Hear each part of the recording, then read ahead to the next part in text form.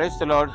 Good news ಶುಭ ವಾರ್ತೆಗೆ ನಿಮ್ಮೆಲ್ಲರನ್ನು ಕೂಡ ಈ ಮುಂಚಾನೆ ಸ್ವಾಗತಿಸ್ತಾ ಇದ್ದೇನೆ. ಈ ದಿನದ ವಾಕ್ಯ ಭಾಗಕ್ಕಾಗಿ ಅರಣ್ಯಕಾಂಡ ಪುಸ್ತಕ 23ನೇ ಅಧ್ಯಾಯ 19ನೇ ವಚನವನ್ನು ತೆಗೆದುಕೊಂಡಿದ್ದೇನೆ.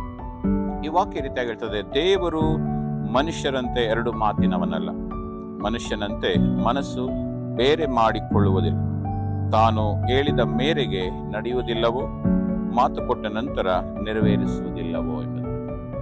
ಹೌದು ಪ್ರಿಯರೇ, ಇಲ್ಲಿ ದೇವರ ವಾಕ್ಯ ಹೇಳುವ ಹಾಗೆ ಮನುಷ್ಯರಂತೆ ದೇವರು ಎರಡು ಮಾತಿನವನಲ್ಲ. ನಾವು ಒಂದು ಕ್ಷಣ ಮಾತನಾಡಿದನ್ನ ಮತ್ತೊಂದು ಕ್ಷಣ ನಾವು ತಿರಸ್ಕಾರ ಮಾಡುವಂತವರಾಗಿದೆ. ಆದರೆ ದೇವರು ಒಂದು ಸಾರಿ ಮಾತನಾಡಿದರೆ ಅದನ್ನ ಶಾಶ್ವತವಾಗಿ ನೆರವೇರಿಸುವವನಾಗಿದ್ದ. ಅದೇ ರೀತಿಯಲ್ಲಿ ಮನುಷ್ಯನಂತೆ ಮನಸ್ಸನ್ನು ಕೂಡ ಬೇರೆ ಮಾಡಿಕೊಳ್ಳುವವನಲ್ಲ. ಆತನ ಮನಸ್ಸು ಯಾವಾಗಲೂ ಒಂದೇ ರೀತಿ ಇರುವಂತದ್ದಾಗಿದೆ. ಆತನ ಮನಸ್ಸನ್ನು ಕೂಡ ಬೇರೆ ಮಾಡಿಕೊಳ್ಳುವವನಲ್ಲ. ದೇವರು ಒಂದು ಸಾರಿ ಮಾತನಾಡಿದ ಮೇಲೆ ಅದನ್ನ ಹೇಳುವುದಿಲ್ಲವೋ ನಡೆಸುವುದಿಲ್ಲವೋ ಎಂಬುದಾಗಿದೆ.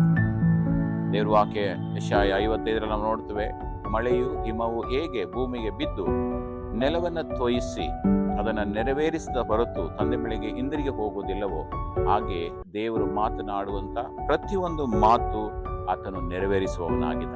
ಈ ಮುಂಚಾನೆ ಆತನು ಎರಡು ಮಾತಿನವನಲ್ಲ, ಎರಡು ಮನಸ್ಸುಳ್ಳವನಲ್ಲ. ಮಾತನಾಡಿದ ಮೇಲೆ ಆತನು ಎಲ್ಲವನ್ನ ನೆರವೇರಿಸುವವನಾಗಿದ್ದಾನೆ. ಹಾಗಾಗಿ ಪ್ರಿಯರೇ, ದೇವರು ಒಂದು ವೇಳೆ ನಿಮ್ಮ ಸಂಗಡ ಮಾತನಾಡುತ್ತಿರುವುದಾದರೆ, ವಾಗ್ದಾನ ಮೂಲಕವಾಗಿ, ಪ್ರವಾದನೆಯ ಮೂಲಕವಾಗಿ, ಪ್ರವಾದಿಗಳ ಮೂಲಕವಾಗಿ, ಕನಸುಗಳ ಮೂಲಕವಾಗಿ ದೇವರು ಏನಾದರೂ ಮಾತನಾಡುವುದಾದರೆ, ದೇವರು ನಿಮ್ಮ ಎಲ್ಲ ಆಸೆಗಳನ್ನ, ಅವಶ್ಯಕತೆಗಳನ್ನ ನೆರವೇರಿಸುವವನಾಗಿದ್ದಾನೆ. ಆತನ ವಾಕ್ಯದಲ್ಲಿ ನಂಬಿಕೆ ಇಡೋಣ, ಆತನಿಂದ ಬಿಡುಗಡೆಯನ್ನ ಪಡೆದುಕೊಳ್ಳೋಣ ಎಂಬುದಾಗಿ ನಿಮ್ಮನ್ನ ಉತ್ತೇಜಿಸುವವನಾಗಿದ್ದೇನೆ.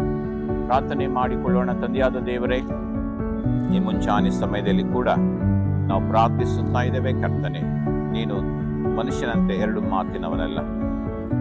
ಕರ್ತನೆ, ನೀನು ಎರಡು ಮನಸ್ಸು ಮಾಡಿಕೊಳ್ಳುವವನಲ್ಲ. ಮಾತನಾಡಿದ ಮೇಲೆ ಅದನ್ನ ನೆರವೇರಿಸುವವನಾಗಿದೆ.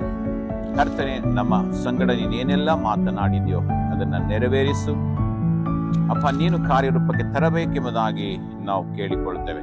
ಹಾಗೆ ನೀನು ಮಾಡುವುದಕ್ಕಾಗಿ ಸ್ತೋತ್ರ, ನೀನು ಮಹಿಮೆ ಹೊಂದಿಕೋ. ಯೇಸು ನಾಮದಲ್ಲಿ ಪ್ರಾರ್ಥಿಸಿ ಬೇಡಿ ಹೊಂದಿದ್ದೇವೆ ನಮ್ಮ ತಂದೆಯಾದ ದೇವರೇ, amen. Praise the Lord. God bless you.